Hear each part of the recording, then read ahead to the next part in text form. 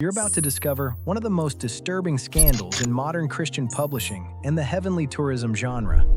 This is the story of a 6-year-old boy who was paralyzed in a car accident, whose father allegedly turned his suffering into a $1 million bestseller about visiting heaven, and who was then silenced when he tried to tell the world the truth. The boy's last name? Malarkey. You genuinely can't make this up. On November 14, 2004, Kevin Malarkey was driving home with his 6-year-old son, Alex, when he picked up a call on his cell phone. He was approaching an intersection near Russellvania, Ohio, one with a blind spot that locals knew to fear. Kevin didn't see the other car coming. The collision was catastrophic. Alex suffered what doctors call an internal decapitation. His skull essentially separated from his spine. The accident was so severe that an official on the scene called for a coroner because they assumed the boy was already dead. But Alex survived.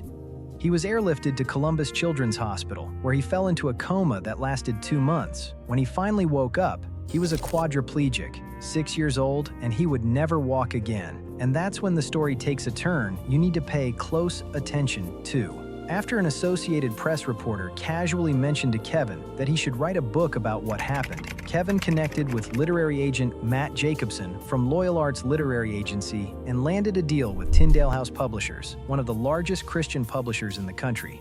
The resulting book was called The Boy Who Came Back from Heaven, a True Story. It claimed that during his coma, Alex had traveled to heaven, encountered angels, and returned with miraculous accounts of the afterlife. It was published in 2010 and exploded. Over 1 million copies sold. A platinum award from the ECPA, the trade organization representing Christian publishers. A television film adaptation. And roughly $1 million in royalties, with Kevin Malarkey listed as the sole copyright holder. You need to understand the context here. This book didn't exist in a vacuum. It rode the wave of what the publishing industry calls heavenly tourism, a genre that was printing money at the time. 90 Minutes in Heaven had spent over 5 years on the New York Times bestseller list and moved 6 million copies. Heaven is for Real, published by Thomas Nelson Publishers, and about 4-year-old Colton Burpo's supposed visit to heaven, sold over 10 million copies and spawned a movie that grossed over $100 million at the box office. Even secular entries like Eben Alexander's Proof of Heaven were dominating bestseller lists. Every Christian publisher in the country was hunting for the next heaven book, and Kevin Malarkey delivered one. But here's what you might not know. The boy at the center of this story started trying to tell people it wasn't true almost from the beginning. In November 2011, just a year after the book came out, Alex posted a comment on the book's own Facebook fan page, calling it one of the most deceptive books ever. Think about that for a moment. A child, paralyzed from the neck down, mustering the effort to publicly denounce a best-selling book bearing his name. And you know what happened? The moderators deleted his comment and banned him from the page. He was silenced on his own book's fan page. Then his mother, Beth Malarkey, started speaking out. In November 2012, Beth wrote blog posts saying the family was not in agreement with the book's content. In May 2014, she went on The Bible Answer Man with host Hank Hanegraaff, a prominent Christian radio show, and said the book was deceptive and embellished. Her exact words cut right to the heart of it.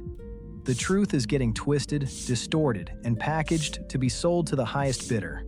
And when Alex first tried to tell a pastor that the book was wrong and needed to be stopped, you know what that pastor told him? That the book was blessing people. A paralyzed child was told to stay quiet because the lie was profitable. Well, for years, the warnings were ignored. Phil Johnson, executive director of Grace to You Ministries, later said it plainly. The idea that Alex suddenly recanted is just not true. There was proof everywhere that he did not stand behind the content of this book.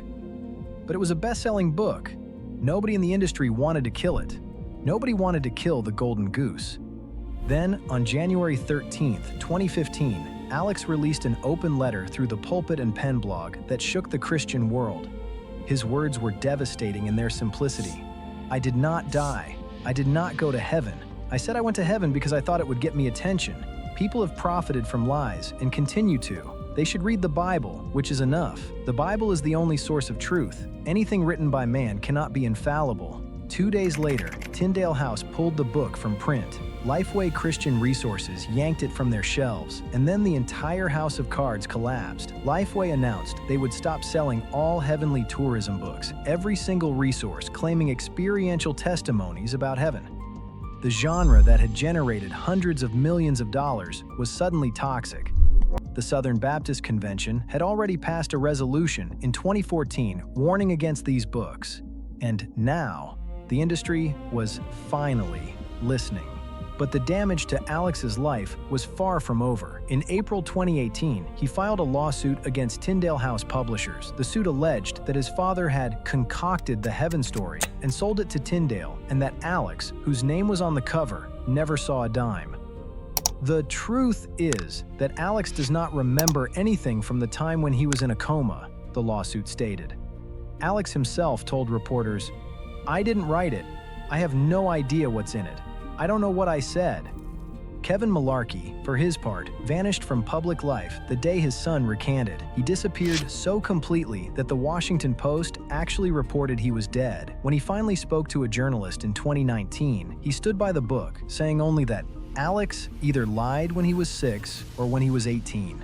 The family fractured completely. Kevin and Beth Malarkey divorced in 2018. Alex's brother, Aaron, who was 8 when the book was being written, chose to live with his father and publicly said he felt betrayed by Alex's recantation. And in 2022, Kevin filed an eviction notice against Beth and Alex, his own paralyzed son, to sell the family home.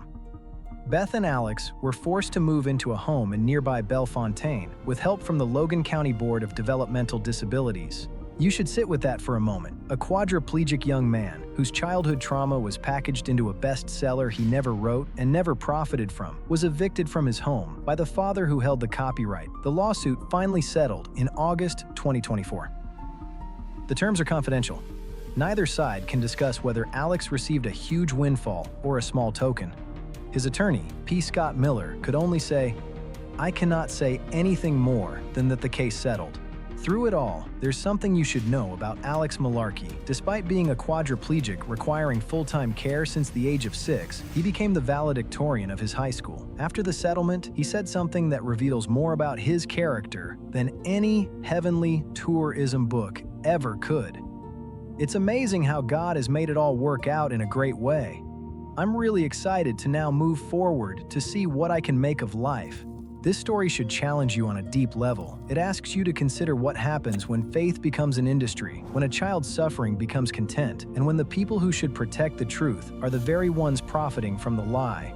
Alex Malarkey, a boy whose last name literally means nonsense, had the courage to stand up and say the Bible alone is enough. You don't need fabricated stories about heaven to strengthen your faith. The truth, even when it's painful, even when it costs you everything, is always enough.